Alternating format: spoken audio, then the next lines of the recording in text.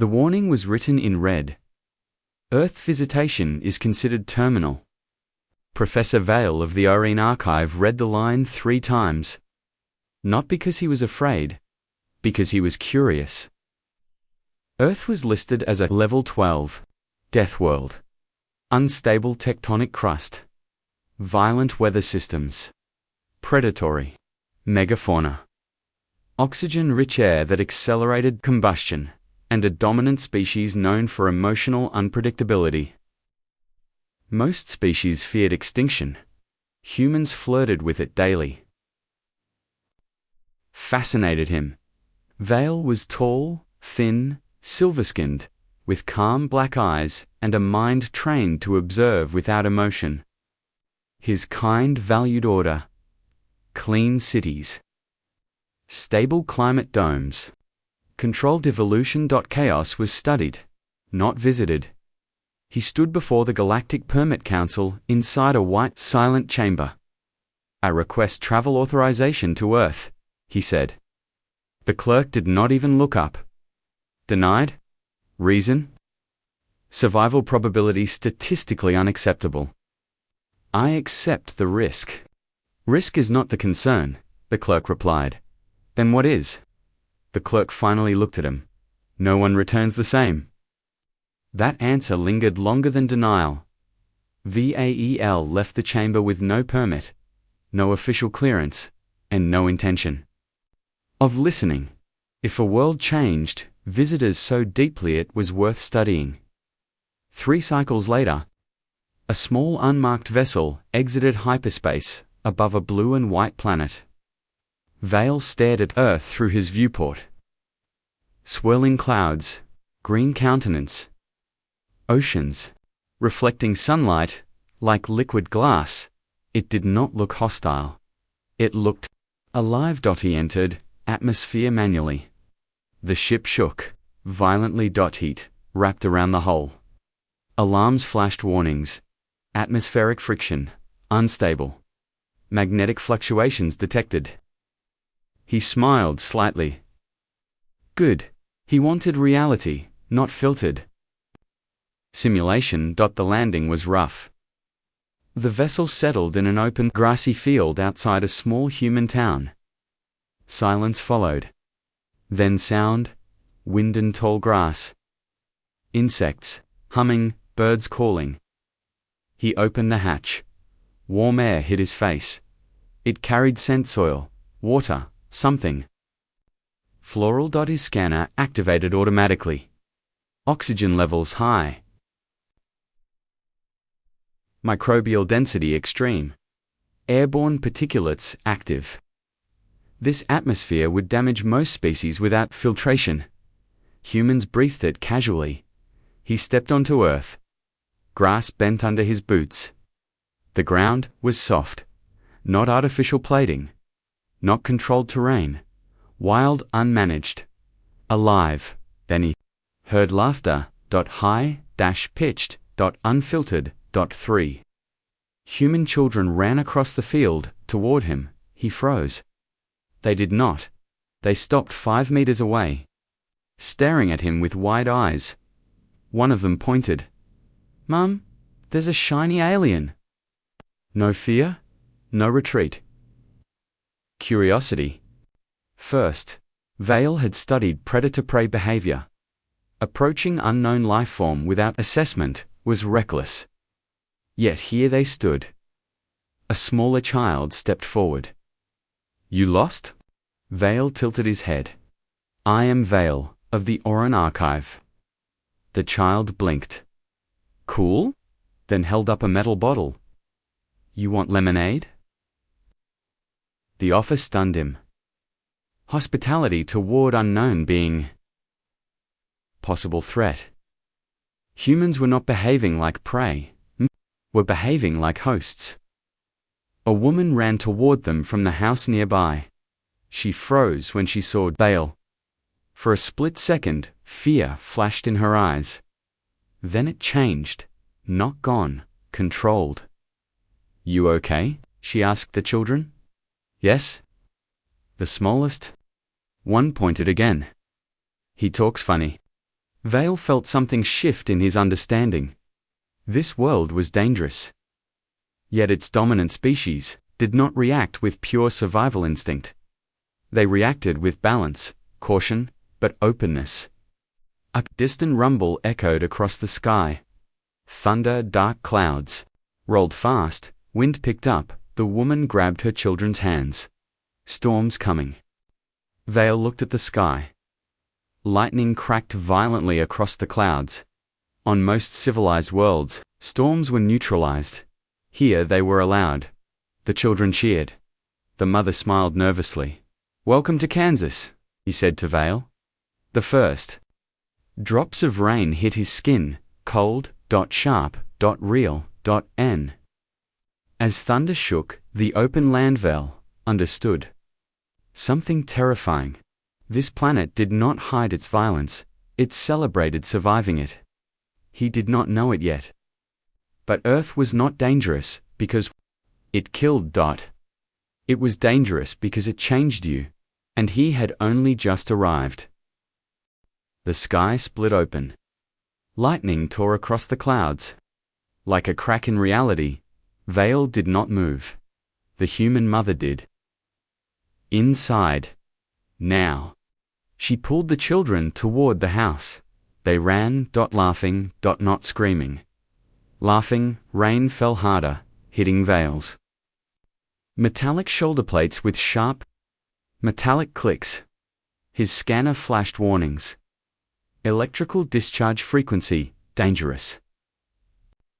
Surface conductivity risk, elevated on Orion Prime. Storms were redirected by orbiting climate towers. Here, the storm was allowed to strike. Vale remained standing in the field. He wanted to experience it. Thunder exploded above him. The sound hit his internal processes like a shockwave. For half a second, his balance shifted. The power inside the sky was uncontrolled, untamed. And yet, the humans had not panicked. The front door of the house opened again. The woman stood there, rain soaking. Her hair, you coming or not? Vale hesitated. He was a foreign organism. Unknown, potential threat. Yet she was inviting him. Into shelter, trust, before verification. Illogical, but compelling. He stepped toward the house. Each step heavier, as mud clung to his boots. The porch roof shielded them from the heaviest rain. Inside, warm yellow light filled a small living room. Furniture, mismatched walls, decorated with photos. Human history displayed openly. No stereo white surfaces. No stereo white surfaces. No uniform structure, messy. Real. The children crowded around him. What planet are you from? Do you eat rocks? Can you fly? Vale processed questions faster than he could answer. I am from Orion Prime. No, I require a ship to fly. The children nodded seriously, accepting outside. Thunder shook the windows. The lights flickered, then died. Darkness swallowed the room. The children gasped. Then one of them said softly, "Power's out again." The mother lit candles from a drawer. Warm glow returned. Slowly, no panic, no emergency sirens, just adaptation. Vale stared at the flame, open fire, inside a wooden structure, on his world, that would trigger automatic suppression fields. Here it was normal. Does this not concern you? He asked. The woman shrugged slightly. Storm knocks power out sometimes. Happens. Happens, he repeated. A large thunderclap shook the house violently. A tree branch slammed against the side wall. The children instinctively moved closer to their mother. She wrapped her arms around them. Fear was present, but it did not control them. Vale recorded heart rate spikes, elevated stress markers. Yet they remained steady. They fear. He noted. They continue, she answered calmly. Another lightning strike flashed bright through the window. Vale felt something strange. Not fear, not data. A small crack in certainty. If chaos was constant, then survival was not about control. It was about endurance. The storm raged for nearly an hour. Rain hammered the roof. Wind howled through cracks. At one point, a loud crash echoed from outside. The mother looked toward the door. Fence probably went down. She stood up. Bao watched her in disbelief. You will go outside? Soon as it calms? Risk probability remains high. She looked at him directly. Fence keeps the cattle in. Storm won't fix it for me. Simple, practical, responsibility. Over comfort. When the rain softened slightly, she grabbed the jacket. Vale followed her. The wind hit hard, cold and wet. A section of wooden fence had snapped and fallen. The field beyond it stretched wide and dark. She started lifting broken boards. Vale stepped forward and lifted the heaviest beam slyly. She paused. Thanks. No fear, no hesitation, just cooperation. Two beings from different worlds. Repairing damage under open sky, thunder rolled again in the distance. Vale felt something changing inside him. He had studied civilizations that eliminated risk. Humans did. Not eliminate it, they lived beside it. The storm passed slowly, clouds drifted away, stars appeared, the air smelled fresh, clean, alive. The children ran outside. Again, immediately. Jumping in puddles. Shouting happily. Vale stood in wet grass. Staring at the clearing sky. Your world is unstable, he said softly. The woman smiled faintly. Yeah. She looked up at the stars too, but it's ours. That word lingered. Ours. Ownership of chaos. Claiming danger as home. Vale felt a new kind of danger. Not physical, emotional. He realized something unsettling. If he stayed long enough, he might start to feel that word too, and if that happened, that warning would make sense. Because Earth did not just challenge survival, it challenged detachment, and Vale had come to observe. Not belong, but already. He was no longer standing outside the storm, he was standing inside a human house. The next morning smelled like wet earth and sunlight. The storm was gone. The damage remained. Vale stood outside the farmhouse, watching humans repair what nature had broken. No drones, no automated systems. Hands tools. Effort. The father had arrived. Before sunrise, large hands, grease under nails, quiet strength. He had studied Vale carefully when he first saw him, not with fear, with measurement. Name's Daniel. He had said simply. Vale had recorded it. Daniel. The children returned to playing as if lightning had never split the sky hours earlier. Storm was event, not trauma. Vale followed.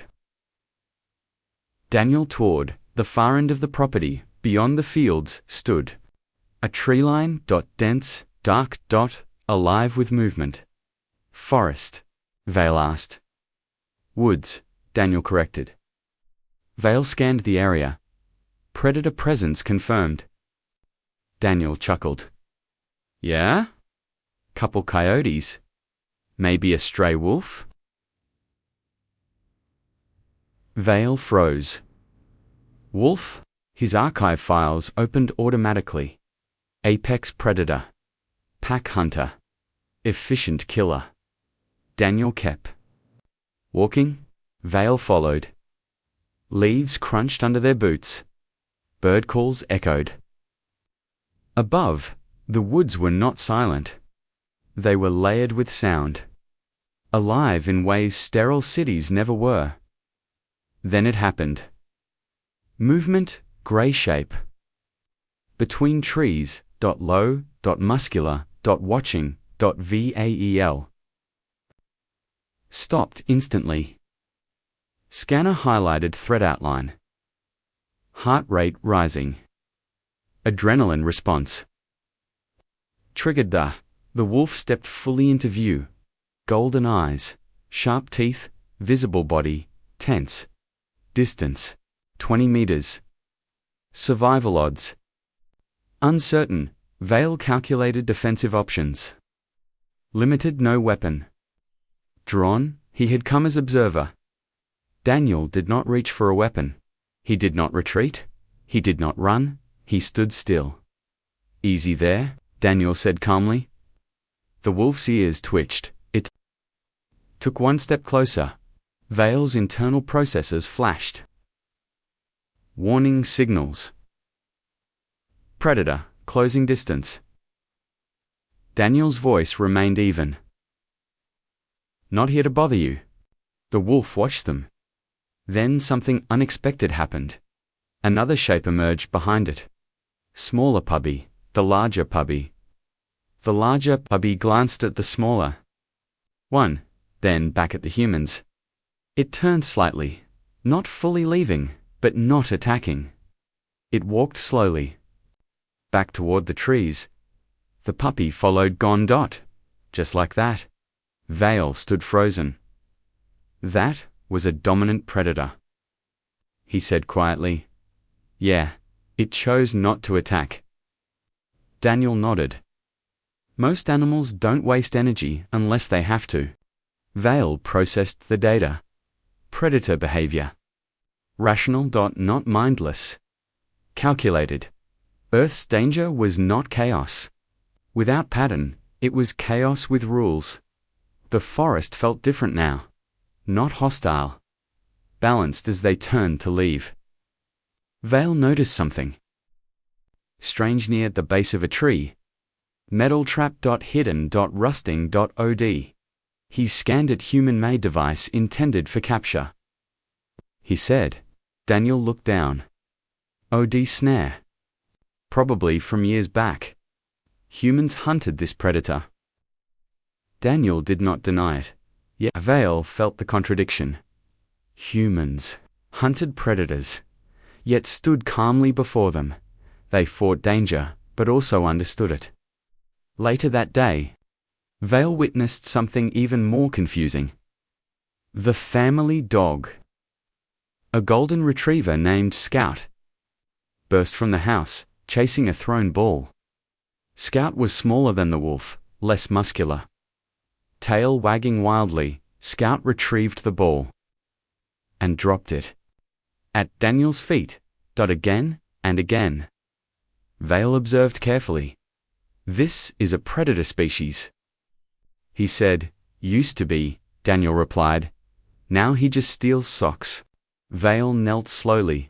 Scout approached him cautiously. Then suddenly licked his metallic hand. Vale froze completely. Moisture sensors overloaded. The children laughed. He likes you. Scout barked playfully and bumped his leg. Predatory teeth inches from exposed wiring. Yet no threat. Just affection. How, Vale asked quietly, did your species alter a predator into companion? Daniel smiled. Time, patience, and trust. Trust, again. That word returned.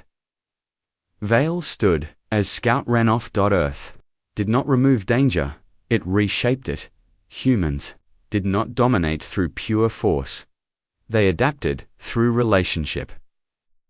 That realization unsettled him more than the wolf had, because it meant something deeper. Humans survived, not because they eliminated threat, but because they learned to live with it. And sometimes turned it into family as the sun lowered in the sky. Vale recorded his findings. Storm survival. Predator coexistence. Emotional bonding with dangerous species. Earth was not simple, it was layered, and every layer challenged the galaxies. Belief that chaos must be controlled to be survived. That night, as he reviewed data inside his ship, something unexpected happened. He hesitated before activating departure calculations. He was supposed to observe, briefly, collect evidence, return home. Instead, he found himself wondering what tomorrow would show. That curiosity felt different now. He was not studying Earth. He was experiencing it. And Earth had begun studying him back. The siren started just before sunset.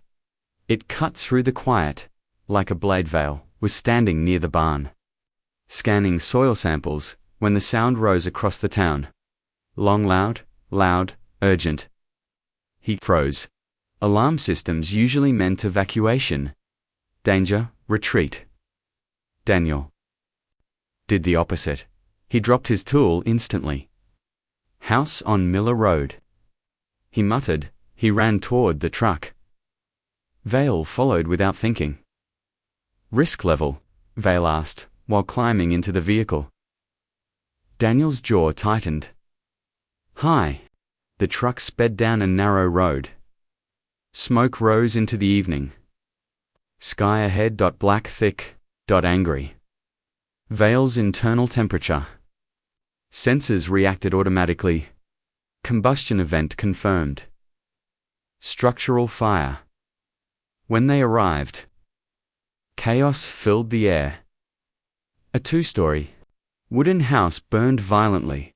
Flames roared from windows. Heat shimmered. Neighbors stood outside shouting. A woman screamed near the driveway. My son is still inside. Vale turned sharply. One human child inside. Active fire zone. Probability of survival declining rapidly. Then something happened that Vale did not expect. Daniel ran forward toward the fire. Vale stepped after him. Thermal levels, lethal. Daniel did not stop. Other humans arrived in vehicles. Marked with red symbols, they wore heavy jackets and helmets. They moved. Quickly, organized, focused. The woman tried to run toward the burning house. Two neighbors held her back. Not coldly, firmly, protecting her from herself. Daniel grabbed protective gear from a truck. One firefighter handed him a spare mask. You sure? The man asked. Daniel nodded once. No speeches, no hesitation. He entered the burning house with two others. Val stood at the edge of the scene, overwhelmed. This was not survival instinct. Survival instinct runs from fire. Humans ran into it. Smoke thickened.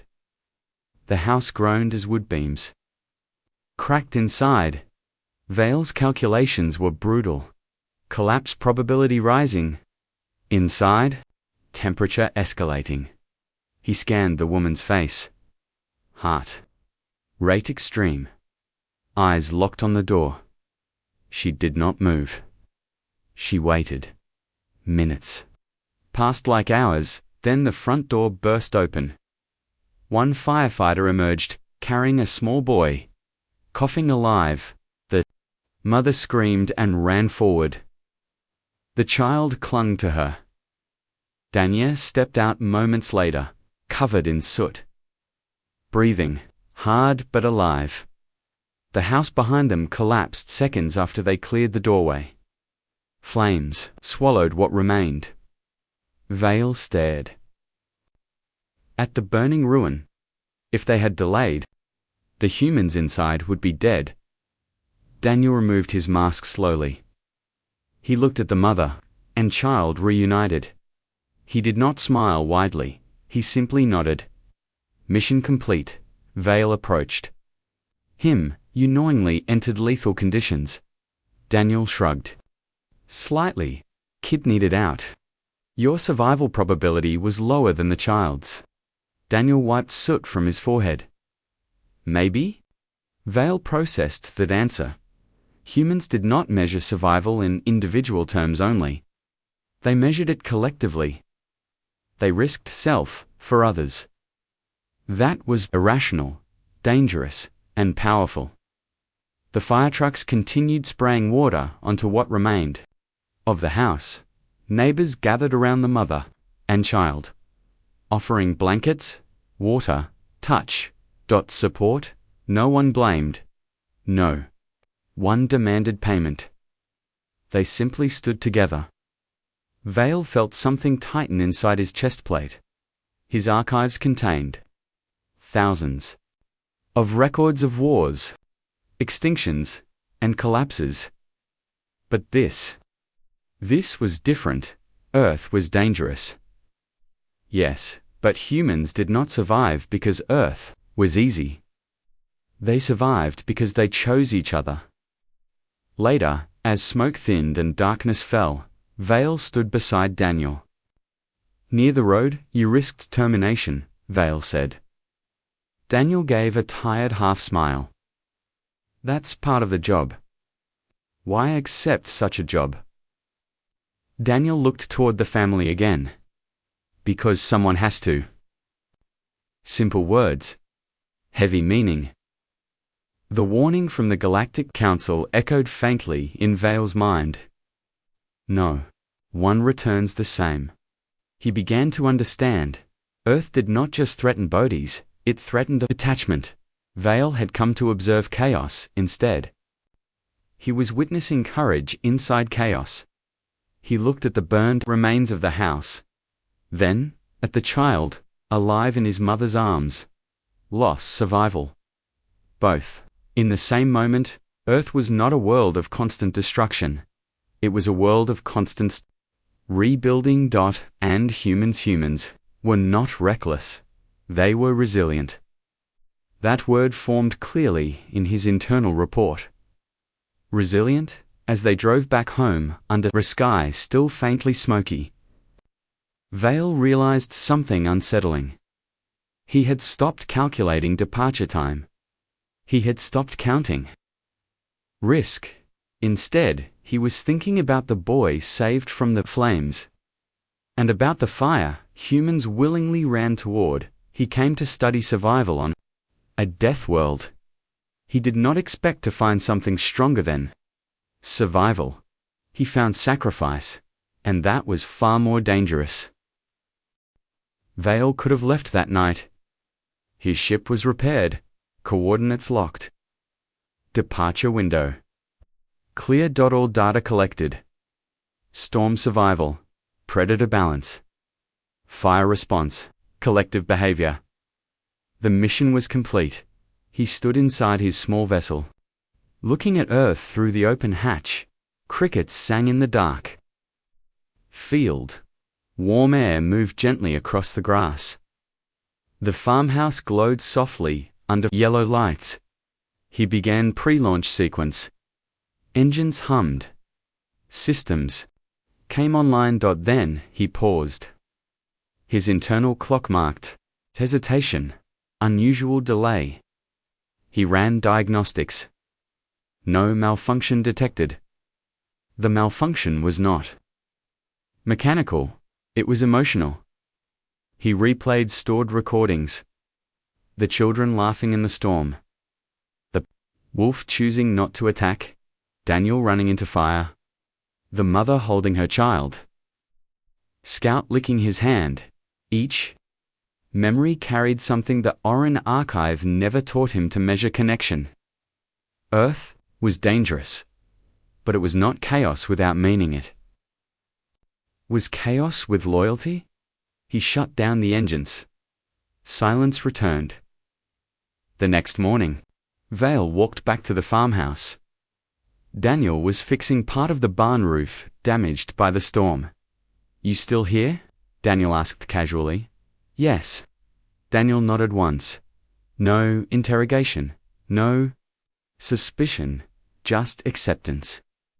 Vale studied him carefully. You experienced fear during the fire. Yeah. You entered anyway? Yeah? Why? Daniel leaned against the ladder and looked at him. You keep asking that. I require clarity. Daniel thought for a moment. Fear doesn't mean stop. It means be careful. Vale processed that slowly. Fear was not a command, it was information. On Orin Prime, danger meant retreat. On Earth, danger meant prepare. That difference was everything. Later that afternoon, Vale walked. Alone through the town, he observed small details. An elderly man helping another cross the street. A teenager repairing a bicycle tire for free. A woman sitting outside a hospital with tired eyes. Holding someone's hand through a window. No. Grand gestures, just quiet resilience. Earth's threat was not just storms or predators, it was attachment, because attachment meant vulnerability. And vulnerability meant pain, yet humans embraced both. He sat on a park bench near sunset. Two young boys argued loudly over a game. Seconds later, they were laughing again. Conflict did not end relationship, it reshaped it. Vale felt something shift again. He imagined returning to Orin Prime. White halls, silent rooms, perfect climate control, no storms, no wolves, no fires, no. Spontaneous laughter, safe, stable, predictable, and suddenly empty. The realization struck like lightning. Earth was not terminal because it killed visitors, it was terminal because it ruined sterile. Comfort when she felt this, she could not unfeel it. That evening, he joined the family for dinner. Simple food, warm kitchen, loud conversation. The children argued over who would sit next to him. He did not understand the rules. They made room. Anyway, Daniel asked him about Orin Prime. Vale described floating cities and controlled weather. The children looked bored. Do you have dogs? One asked. No. Silence followed, as if that answered everything. After dinner, they sat outside, watching the stars. Real stars, not filtered through dome glass. Vale looked upward. He had seen galaxies nebulas. Supernovas. But tonight, the sky felt closer. The mother handed him a cup of something warm. Tea, she said. He held it carefully. Steam rose into cool air. You will leave soon, she said gently. Yes. Her eyes softened. Well, you know where we are. Simple. No demand to stay, no pressure. Just an open door. That openness frightened him more than denial ever could, because now, the choice was his. He returned to his ship once more, opened the communication array, prepared to send his report to the Galactic Council.